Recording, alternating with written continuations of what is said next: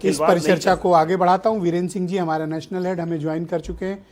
वीरेंद्र जी, परीक्षाओं तक तो बात चलो थी कि भाई चलो परीक्षा में भ्रष्टाचार करके ये लोग गड़बड़ी करते हैं। अब तो 12वीं तक के नहीं बचे, बल्कि मैं तो यूपी बोर्ड की अपनी सराहना करूंगा कि 50 लाख बच्चों का एग्जाम कराते हैं, एक भी गड़बड़ी सामने नहीं आती और इज्जत के साथ समय से परिणाम देते हैं। पर इनसे तो 12 लाख की परीक्षा नहीं संभली, बच्चों के आंसर सीट तक नहीं जांची इन लोगों ने। देखिए, सरकारी तंत्र में आप इसको कह सकते हैं कि काफ़ी ढीलापन है और उदासीनता है और सेंधमारी चल रही है। केंद्र सरकार के स्तर पर जो परीक्षाएं आयोजित होती हैं उनमें लीकेज की ज़्यादा समस्या आ रही है और दिल्ली में बैठे हुए बड़े बड़े परीक्षा माफिया इस गेम में शामिल हैं। भारत एक विशाल देश है, बहुत सारे राज्य हैं, पेपर कैसे पहुंचे, एग्ज़ाम कैसे कंडक्ट हो, दिल्ली में बैठकर लोग चैटिंग करके व्यवस्था पार कर देते हैं। कोचिंग माफियाओं का भी इसमें बहुत बड़ा रोल है। हम लोग जब पढ़ते थे इलाहाबाद में तो एक किताब आती थी प्रतियोगिता दर्पण, वही एक चीज़ थी जिसमें फोटो छप जाती थी, जो टॉप करते थे वो करते थे, बड़ा नाम होता था। अब हर कोचिंग वाले 10-15 लड़के लड़कियों का फोटो लगाए कि ये फला में टॉप किए, ये फला में टॉप किए, हमारे यहाँ से पढ़ाइए। इस तरह से जो व्यवसायीकरण हुआ है और लाखों लाखों की फीस है, उसने इस पेपर लीक के चार्म को बढ़ा दिया है। लोगों को इजी मनी चाहिए, बिना मेहनत के वो जेल जाने से नहीं डर रहे हैं। परीक्षाओं की शुचिता को लूटकर प्रतिभाशाली और मेधावी बच्चों का हक मारकर इस देश में तमाम सारे कोचिंग संस्थान से लेके तमाम बिचौलिए करोड़ों अरबों कमा रहे हैं। आज नीट की बात आती है, एसएससी की बात आती है, सीबीएसई की बात आती है, कई सारी बातें आती हैं। अब प्रयागराज में पेपर का जो एग्जामिनेशन सेंटर था वहाँ बहुत तोड़ फोड़ हो गई, क्योंकि वहाँ आवश्यकता से ज़्यादा अलॉटमेंट हो गया छात्रों का और वो छात्र परीक्षा नहीं दे पाए। इस भीषण गर्मी में नाराजगी के चलते उन्होंने तोड़फोड़ की। तो अब कॉलेज में तो प्राइवेट स्कूल वाले वसूली कर ही रहे हैं, अब कोचिंग में भी लूटो और उसके बाद एग्ज़ाम के फॉर्म भरने में लूटो, उसके बाद एग्ज़ाम दे के आओ। दूर दराज माता पिता भाई बहन कोई ना कोई साथ जाए और फिर पता लगा परीक्षा रद्द हो गई। ठन ठन गोपाल, साल बर्बाद हो गया, कैरियर बर्बाद हो गया। जो तैयारी थी, मेहनत थी, रात दिन की पढ़ाई थी, कहाँ क्या करे छात्र, उनको कुछ सूझता नहीं है। असहाय स्थिति सी बन गई है। परीक्षा प्रणाली की विश्वसनीयता आज चिंता का विषय बनी हुई है। एक नहीं, लाखों, नीट में 22 लाख, सीबीएसई में भी करीब 18 लाख।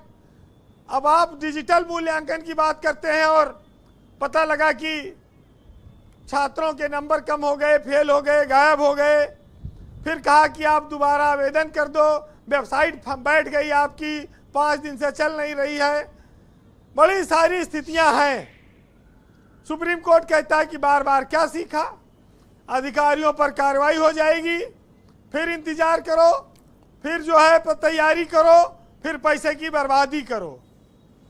छात्रों का भविष्य अच्छा नहीं है। कर्जा लेकर जो बच्चे पढ़ाई करते हैं, जो कोचिंग करते हैं, जो जिनके माँ बाप कहीं से इधर उधर से इंतजाम करके बच्चों को पढ़ाते हैं, उनके लिए तो बहुत कठिन स्थिति है। अब क्या है ना कि नेताजी के बच्चे लंदन पढ़ रहे हैं और यहाँ परीक्षा के लाले पड़े हुए हैं। ये बात आपने बहुत अच्छी उठाई कि भारत देश में पिछले 10-12 सालों में एक नया चलन शुरू हुआ है कि बड़े जो पैसे वाले लोग हैं, नेता हैं, विधायक हैं, एमपी एमएलए हैं, उन्होंने अपने बच्चों को लंदन, अमेरिका और बड़ी बड़ी यूनिवर्सिटियों में वीरेंद्र जी, क्योंकि उनको पता है कि वो क्या कांड किए हैं और उनके बच्चे के साथ ना हो जाए, इसलिए बाहर भेज रहे हैं।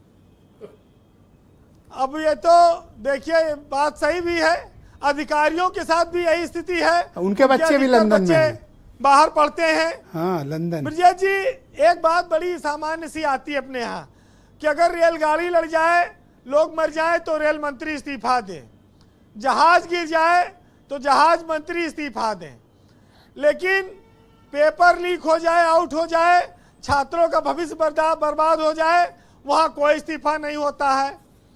तो क्या खाली जान जिनकी जाएगी उन्हीं के विभाग के कीमत ज्यादा है, उन्हीं के मंत्री की इस्तीफा देना चाहिए, या लाखों लाख छात्रों का भविष्य बर्बाद कर देने वालों को इस्तीफा देना चाहिए? अरे ये तो देश के साथ धोखा है, गद्दारी है, बेईमानी क्योंकि है, नुकसान भ्रष्टाचार तो है। देखिए युवाओं का बहुत हो रहा है, देश के भविष्य का हो रहा है, और असंतोष तो है।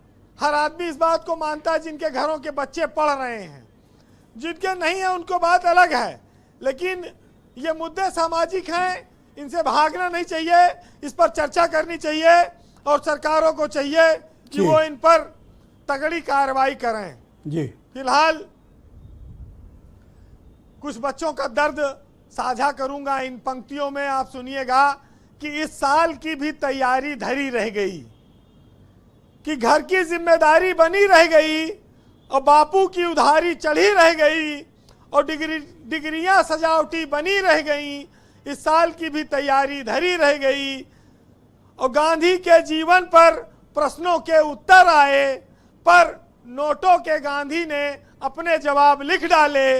अभ्यर्थी की आंखें तब थकी रह गईं और इस साल की भी तैयारी धरी रह गई। वाह वीरेंद्र जी, बड़ी इमोशनल बात आपने कही, बहुत भावुक बात कह दी। बहुत शुक्रिया आपका वीरेंद्र जी हमारे साथ जुड़ने के लिए, ग्राउंड जीरो से अपना इनपुट, फीडबैक और ऑब्जर्वेशन हम तक पहुंचाने के लिए। बहन भाइयों, दूसरा चरण शुरू कर